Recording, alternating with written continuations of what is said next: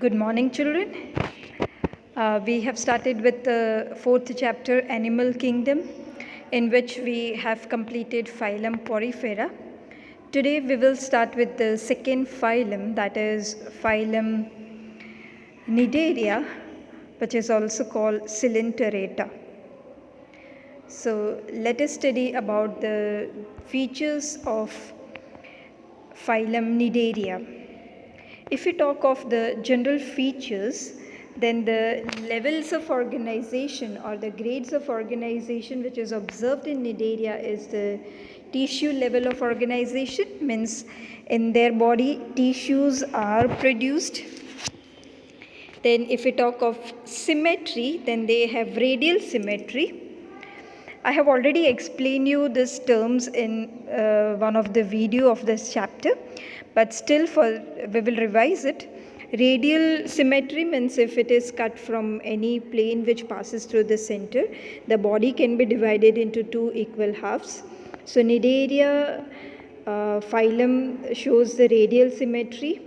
Then they are diploblastic animals, means they have two germ layers during the embryonic development, and they are acoelomate, means they do not have the body cavity that produces from the mesoderm layer. As they are diploblastic, they have only two layers, that is ectoderm and endoderm. They do not have mesoderm. Okay, and coelom, which is the body cavity that is produced from mesoderm. So as they do not have mesoderm, there is no production of coelom. So these organisms are acoelomates. Okay. Then moving to the another general feature, that is habit and habitat. Cnidarians are exclusively of marine forms like Obelia, Aurelia, Physalia, Metridium. They are marine forms. Okay, they are aquatic organisms and they are exclusively marine forms, but few of them are freshwater forms also, like Hydra. Hydra is the freshwater organism. They are either sedentary or you can say sessile, means they are fixed in one place, or they are free living. They are free living forms, means they are not attached, means both the forms are formed, either sedentary, that is sessile, or they may be free living forms. Okay, then they are found solitary or colonial. Solitary means alone or single, they live alone or single, and colonial means they live in groups. Okay, then digestive system is absent. Digestive system is incomplete. Okay, in coelentrates, the digestive system is incomplete, means they have only one opening. Okay, and digestion may be intracellular or extracellular. Intracellular means it occurs inside the cavity. Okay, now you might be wondering that, as I told you in the first slide, that they are acoelomate. Then how do the digestion occurs in the cavity?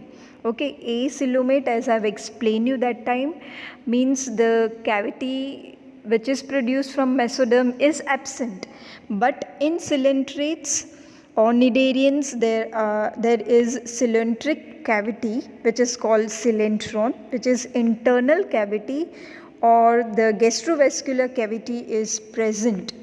Okay, and that gastrovascular cavity is blind at one end and opens as mouth or hypostome at the other end. Mouth is used both for ingestion and egestion. So here in coelentrates, the digestion occurs in the coelentron or gastrovascular cavity, and the digestion is intracellular, that it means it occurs inside the cavity, and extracellular. Extracellular means enzymes break down the food particles and cells lining the gastrovascular cavity, and in turn the gastrovascular cavity absorbs the nutrients, right? Then respiratory system is absent, and respiration occurs, or you can say that the exchange of gases occurs directly as all the cells are in direct contact with the water. Even the excretion occurs in the same way. Excretion and respiration, that is exchange of gases, occurs directly because all the cells are in direct contact with the water. Okay, circulatory system is also absent. Then moving to the next feature, that is reproduction. Coelentrates reproduces both by asexual and sexual methods. In many cnidarians, the polyps usually reproduce asexually, and asexual reproduction occurs by budding. So polyps reproduce asexually by budding and give rise to medusae. The medusae bears gonads or the sex organs and reproduce sexually to form the polyps. Now polyps and medusae we will be learning after few minutes in the same video. You just have to remember that reproduction occurs by both the methods, asexual and sexual methods, and polyps reproduces asexually by budding process and forms the medusae, where the medusae bears gonads or the sex organs and reproduces sexually to form the polyps. Okay, so if you see in this diagram which is given here, the first one, this figure is the medusae, right? So medusae, as I told you, it reproduces sexually, so it forms the eggs. And yes, one more thing, the sexes are separate. Okay, so one of the medusae will form the egg and the other medusae will form the sperm. So there will be formation of the gametes. Then the gametes fuses, that is fertilization takes place, and it produces the zygote. Okay, and further there will be development, and zygote develops into larvae, and then it produces the polyp. Okay, so in this way the reproduction takes place, right? So first point is clear to everyone. The second point is most of them have the separate sexes. Okay, that means the male and female individuals are separate. Fertilization is external, as you can see in the diagram. There will be release of the male and female gamete in the external medium, that is in the water, and in the water only there will be fusion of male and female gamete. It doesn't take place inside the body, right? It takes place outside the body, so it is external fertilization. And after fertilization, larva is produced, so development is indirect. In indirect development, larva formation takes place.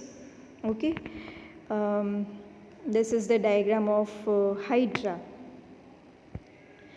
Okay, then you can see in this diagram the polyp form is shown and the medusa form is shown. The polyp reproduces asexually by budding, and it results in formation of medusa. Medusa reproduces by sexual reproduction because it produces the gametes.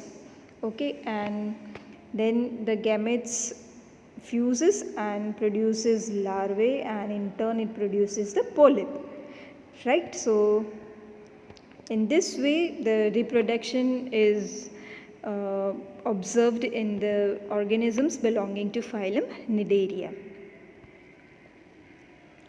Now there are some unique features of the members belonging to this phylum, like the first one is the tentacles with cnidoblast. See, the name Cnidaria is derived from the stinging cell or cnidoblast. Okay, so Nidoblast are the stinging cells which are present on the tentacles and on the body with a poison filled capsule, and that capsule is called nematocyst. Here you can see nematocyst in the diagram. Nidoblast is in turn used for anchorage, for defense, and to capture the prey. Anchorage means to hold something, defense means to fight against the attack on them, and they capture the prey with the help of nidoblast.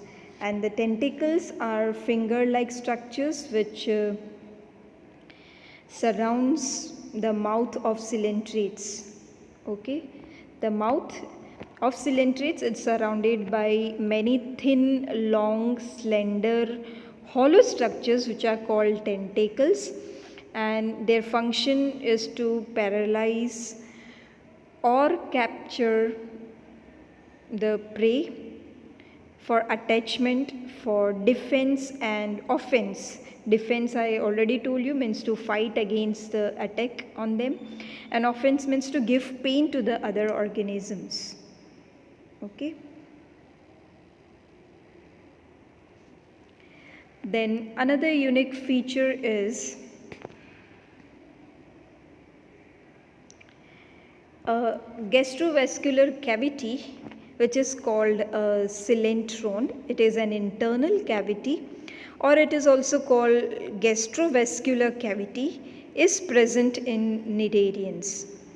And this cavity is blind at one end and opens as mouth or hypostome at other end. And this mouth is used for both the purposes, that is for ingestion, that is intake of food, and for egestion, that is for removing the waste material out of the body. Okay, so here you can see in the diagram, this is the polyp form where mouth, it has only one cavity. Okay, the gastrovascular cavity is present. This is what? Gastrovascular cavity. And gastrovascular cavity has only one opening. It is blind at one end. Here there is no opening. At one end only there is opening, which is called mouth, and it is also called as hypostome, and it serves both the purposes, that is ingestion and egestion. Similarly, here in medusa form also you can see there is only one opening of the gastrovascular cavity. Children, I hope this much is clear to everyone. Now moving to the next slide. Now cnidarians, they show polymorphism.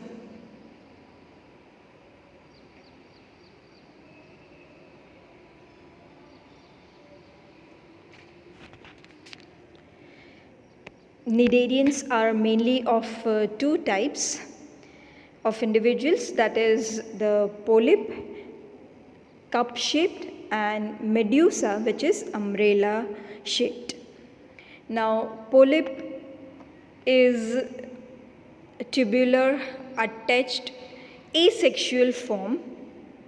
You can say polyp is sessile, cylindrical structure with mouth and tentacles facing upwards. Here you can see tentacles and mouth is facing towards upward, and it is cylindrical or it is tubular, and it is asexual form. Example is hydra and adamsia.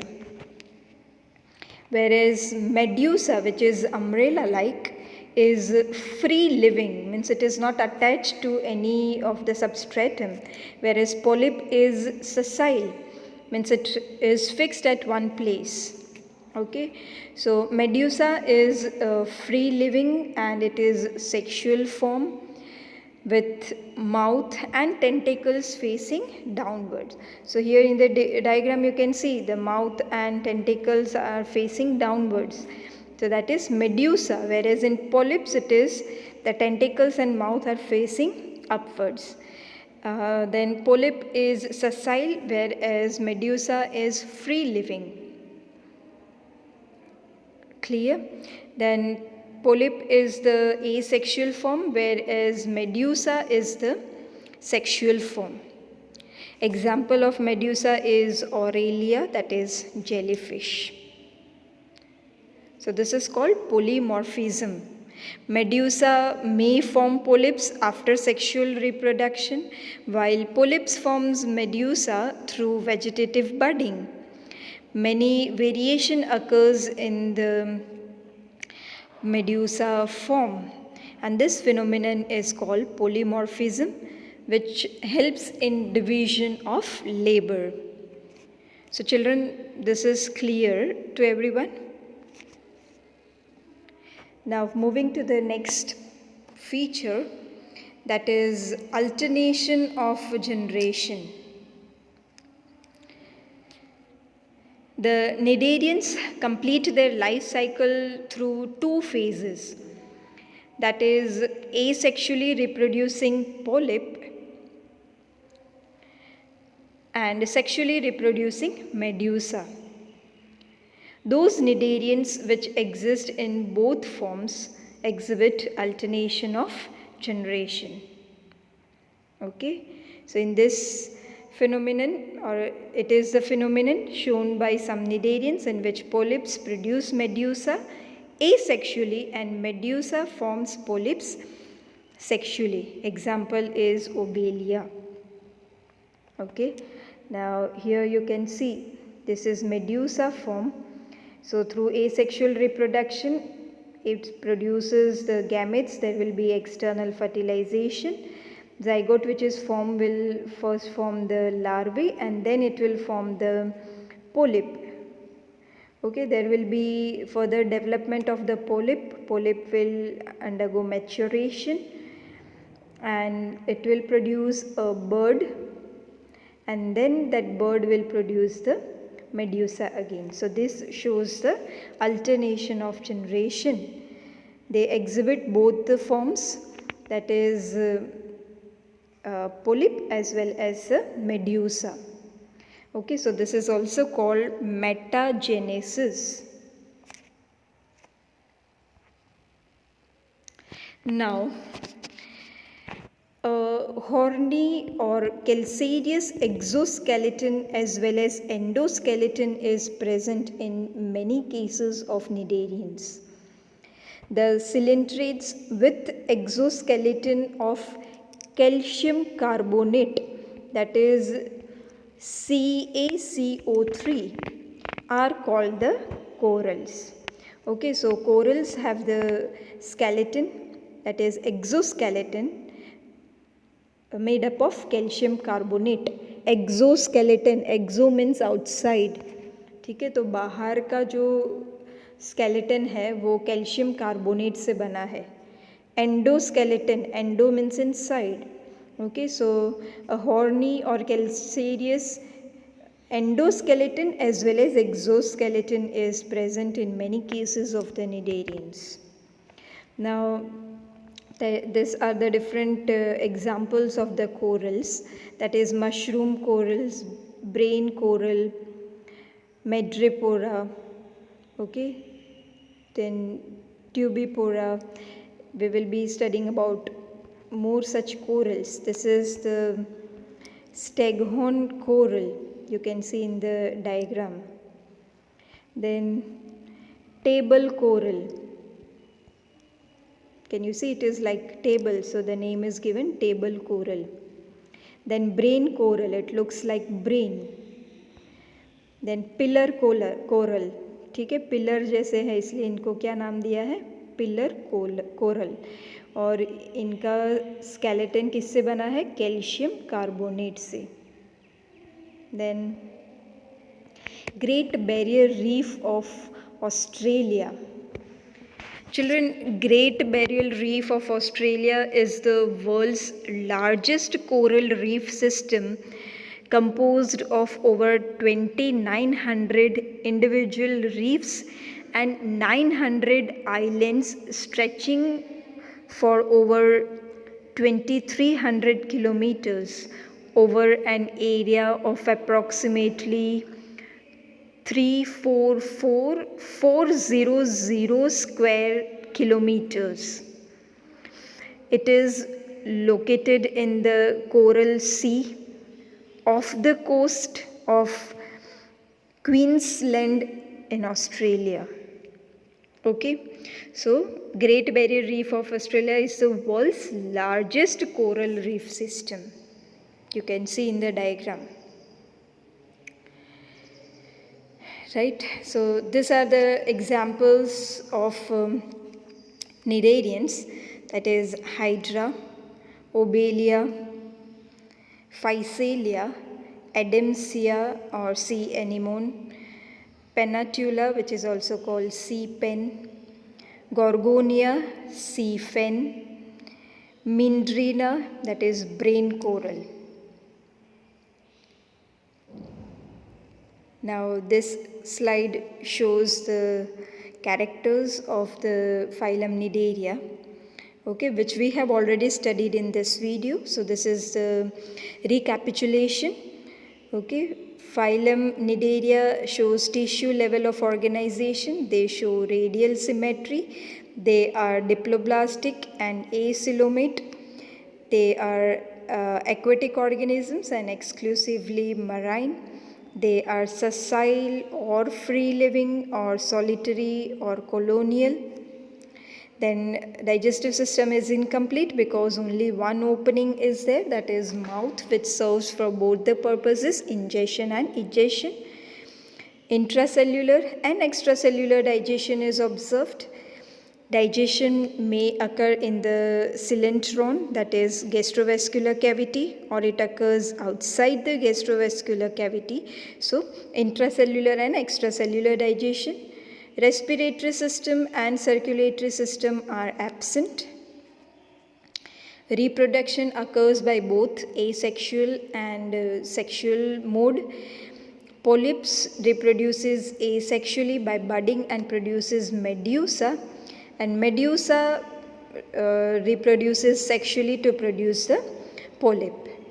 Okay, then sexes are separate, external fertilization is observed and development is indirect, that is larva formation takes place. Then they have tentacles with cnidoblast. They have the cylindron, which is gastrovascular cavity with only one opening, which is called mouth or hypostome. Then they show alternation of generation. Polyp and medusa forms, that is polymorphism is also observed, and alternation of generation is also observed in cnidarians. And corals have the exoskeleton formed of calcium carbonate. And examples of cnidarians are Hydra, Obelia, Aurelia, Physalia, Adamsia, Pennatula, Gorgonia, Mindrina, etc. So children, that is all for today. In our next video, we will start with the new phylum, that is phylum Ctenophora. I hope today's topic is clear to everyone. Thank you.